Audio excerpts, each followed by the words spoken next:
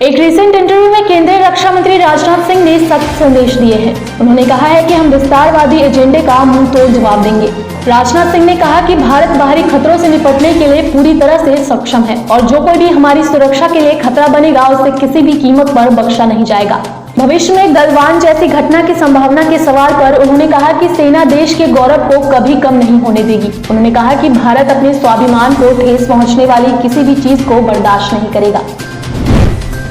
छत्तीसगढ़ की सरकार ने मंगलवार को पब्लिक प्राइवेट पार्टनरशिप मॉडल के तहत राज्य में स्थापित होने वाले देश के पहले इथेनॉल संयंत्र के लिए एक MOU पर हस्ताक्षर किए हैं। इस अवसर पर बोलते हुए मुख्यमंत्री भूपेश बघेल ने कहा कि किसानों को गन्ना मूल्य का समय पर भुगतान सुनिश्चित करने और चीनी कारखाने की क्षमता पर पूर्ण उपयोग सुनिश्चित करने के लिए इथेनॉल संयंत्र की स्थापना महत्वपूर्ण साबित होगी। बघेल ने यह भी कहा कि इथेनॉल संयंत्र की स्थापना प्रत्यक्ष और अप्रत्यक्ष रूप से रोजगार के अवसर पैदा करेगी और इस क्षेत्र में आर्थिक समृद्धि का आधार बनेगी।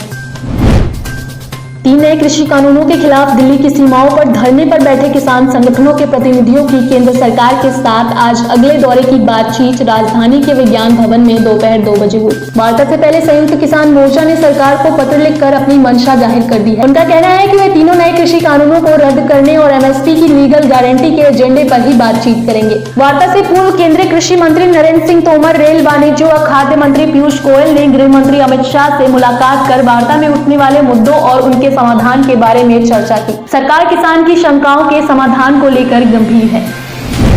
हाल ही में TMC का साथ छोड़ भाजपा का दामन थामने वाले शुभेंदु अधिकारी ने संकेत दिया है कि उनका पूरा परिवार जल्द ही भाजपा में शामिल हो सकता है। मंगलवार को अधिकारी ने उत्तर 24 परगना के खारदाह में एक सार्वजनिक रैली को संबोधित किया और इस दौरान तृणमूल सांसद अभिषेक बनर्जी की एक टिप्पणी का जवाब दिया।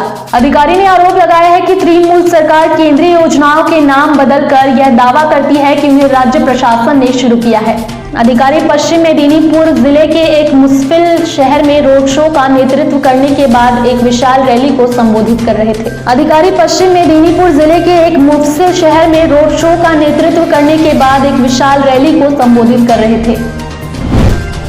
तमिलनाडु विधानसभा चुनाव जैसे जैसे करीब आ रहा है, DMK लगातार संकेत दे रहा है कि वह गठबंधन में ज्यादा सीट देने के लिए तैयार नहीं है, जिससे कांग्रेस की धड़कनें तेज हो रही है। तमिलनाडु के एक वरिष्ठ नेता ने कहा कि 2016 के मुकाबले इस वक्त कांग्रेस की स्थिति मजबूत है।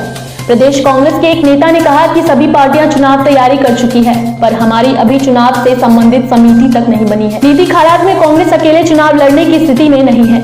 ऐसे में DMK पिछले चुनाव के मुकाबले कुछ कम सीट पर भी समझौता कर सकती है।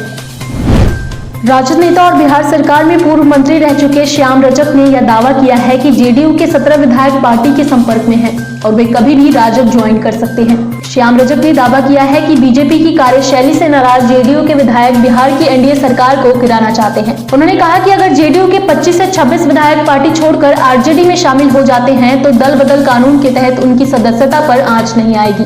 RJD नेता ने दावा किया है कि अरुणाचल प्रदेश में जिस तरह से JDU के 6 विधायकों को भाजपा ने पार्टी में शामिल किया है, उससे तो यह साफ हो गया है कि भाजपा नीतीश कुमार पर हावी हो गई है। इसी कारण से JDU के विधायक पार्टी छोड़ना चाहते हैं। बिहार के पश्चिम चंपारण के बेतिया में अवैध बालू खनन को लेकर 2 पक्षों में भिड़ंत हो गई। घटना में 3 लोगों को गोली लगने की सूचना मिल रही है। सभी घायलों को उसके साथी उठाकर इलाज के लिए नेपाल लेकर गए। घटना नेपाल के सीमा के पास स्थित सहोदर थाना क्षेत्र के दोहराम नदी से अवैध बालू खनन के दौरान बुधवार की सुबह हुई। देश में अब तक करीब 96% लोग कोरोना से ठीक हो चुके हैं। इसके साथ ही कोरोना के सक्रिय मामले भी लगातार कम हो रहे हैं। स्वास्थ्य मंत्रालय के ताजा आंकड़ों के अनुसार देश में कोरोना के अब तक 1,02,44,853 मामले सामने आ चुके हैं। इनमें से 98,34,141 लोग ठीक हो चुके हैं। बीते 24 घंटे में कोरोना से 26,572 लोग ठीक हुए हैं। तो रिकवरी दर 95.99% हो गई है। इसके अलावा देश में कोरोना के एक्टिव केस भी लगातार कम हो रहे हैं। भारत में कोरोना वायरस के नए स्ट्रेन से अब तक कुल 20 लोग संक्रमित पाए गए हैं। इससे पहले मंगलवार को केंद्रीय स्वास्थ्य मंत्रालय ने विभिन्न राज्यों में 6 लोगों के नए स्ट्रेन से संक्रमित होने की जानकारी दी थी। स्वास्थ्य मंत्रालय के अनुसार 25 नवंबर से 23 दिसंबर के बीच ब्रिटेन से 33,000 यात्री भारत आए हैं। इनमें से 114 लोग संक्रमित पाए गए। इनके सैंपल जीनोम सिक्वेंसिंग के लिए सरकारी प्रयोगशालाओं को भेज दिए गए। आपको बता दें, ब्रिटेन में पाए गए नए स्ट्रेन के मामले पहले से ही Denmark, Netherlands, Australia, Italy, Sweden, France, Spain, Switzerland, Germany, Canada, Japan, Lebanon और सिंगापुर में सामने आ गए हैं। पूरे कर्नाटक में कई स्थानों पर कड़ी सुरक्षा के बीच वोटों की गिनती शुरू हो गई है। कर्नाटक में ग्राम पंचायत चुनाव के दूसरे और अंतिम चरण के लिए रविवार को राज्य के 109 तालुकाओं की 2709 पंचायतों के लिए मतदान हुआ था। राज्य चुनाव अधिकारी बी बसवा राजू ने कहा कि मतगणना की प्रक्रिया 226 केंद्रों पर सुबह 8 बजे शुरू हुई। मतगणना केंद्रों पर 1100 से अधिक सुरक्षा कर्मियों को तैनात किया गया है। 22 और 27 दिसंबर को 2 चरणों में आयोजित किए गए चुनाव में 78.58% मतदान दर्ज किया गया। चुनाव के सुरक्षित संचालन के लिए लगभग 80,000 पुलिस और सुरक्षा कर्मी को तैनात किया गया है।